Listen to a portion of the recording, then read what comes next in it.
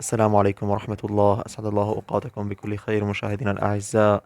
أهلا وسهلا بكم بقناتكم سكين كير العناية بالبشرة، وكل عام وأنتم بألف خير بحلول شهر رمضان المبارك. اليوم مع شامبو مميز جدا برائحة ذكية جدا، وهو شامبو طبي علاجي من شركة لينوفر، يدعى شامبو لينوبان. سنقوم بالحديث عنه في هذا الفيديو بالتفصيل إن شاء الله. تابعونا، نرجو لكم الفائدة. يساعد شامبو لينوبان على تقوية الشعر والتخفيف من تساقطه.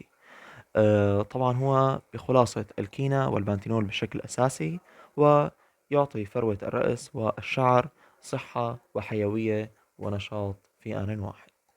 تتميز شركة لينوفر بشكل عام، وهذا المنتج بشكل خاص، بأنها قامت بتحديث الشكل الخارجي لمنتجاتها.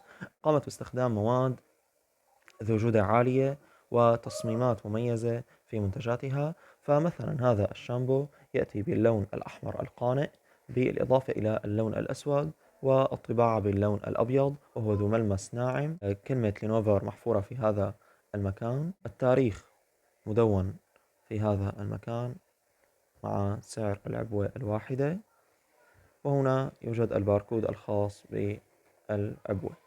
طبعا تأتي هذه العبوة بسعة 250 ميلي للعبوة الواحدة، وهي مميزة جدا وناعمة الملمس.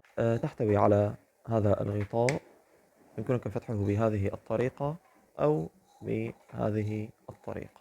العبوة مليئة عن آخرها، وليس كباقي الشركات غير المحترمة التي تقوم بتعبئة نصف العبوة فقط. يميز هذا الشامبو بشكل أساسي، صحيح أنه شامبو طبي، ومعظم الشامبويات الطبية تأتي بروائح واخزة أو روائح ليست محببة، أما هذا الشامبو فهو فريد بأنه ذو رائحة جذابة، وربما يقوم الأشخاص باستخدامه ليس لأنه شامبو طبي فقط، وإنما لرائحته الجذابة.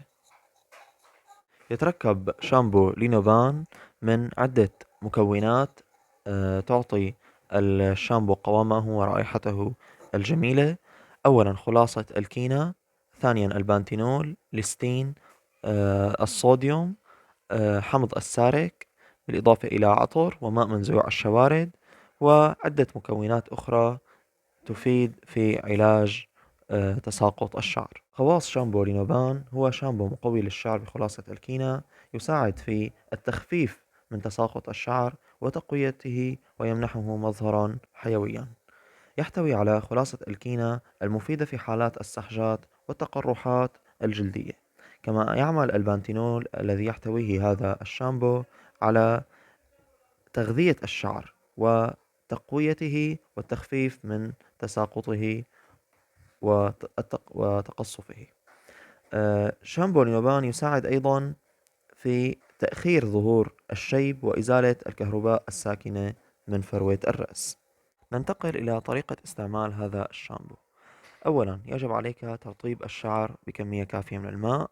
ثانيا تطبق كمية مناسبة من هذا الشامبو على فروة الرأس، وتقوم بالتدليك بشكل خفيف حتى الحصول على رغوة كافية. طبعا للحصول على أفضل النتائج يجب عليك أن تترك الشامبو على فروة الرأس لمدة 5 دقائق على الأقل، ثم بعد ذلك تقوم بشطف الرأس بشكل جيد. طبعا يمكنك استخدام هذا الشامبو بشكل يومي، ولا يوجد أي ضرر أو خوف من استخدامه بشكل دائم. بالنسبة للتحذيرات الاستخدام: هو الاستخدام الخارجي فقط، فيجب إبعاده عن المخاطيات وبعيدا عن متناول الأطفال، وبحرارة 20 إلى 25 درجة مئوية، مع تجنب التماس المباشر مع العينين. وإن حصل أي تماس مع العيون أو أي مخاطية أخرى، فيجب عليك أن تقوم بغسل المنطقة بالماء الفاتر بشكل جيد. وزن هذا المنتج هو 275 جرام تقريبا، وهو من إنتاج شركة لينوفر المصنعة في سوريا. وفي نهاية هذا الفيديو أرجو منكم الاشتراك في القناة والإعجاب بالفيديو، وأي استفسار أو تعليق يمكنكم وضعه في التعليقات على الفيديو، وسيقوم الفريق الطبي المختص بالإجابة عليه بأسرع وقت ممكن إن شاء الله. شكرا لكم على حسن استماعكم، والسلام عليكم ورحمة الله.